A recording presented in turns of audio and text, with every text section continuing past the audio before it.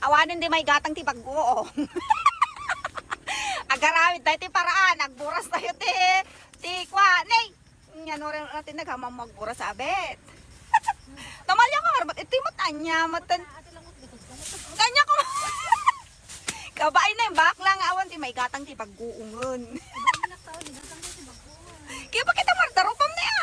Dagita ti awan ni gatang na pagguung nga kapinbintas. Nagadubungan nagpaiso tayo ti kwasi ka ati kalamansi. Siguro ti may isang puon ko da 50 nga kilos na ti maalam mi o ila ko me manu nga baso nga pagguong magatang nga dayan. Be bagayo manu baso nga pagguong ti maalam na dayan. O damat ni Don Pepot. O ni Don Pepot o tanong ko no kami makagat ti ulod dalos na kano. Kami to ano mati igatang nga sigarilyo ay. Kita nyo doon, yung dumawat igatang ng sigarilyo, dapat kas jay.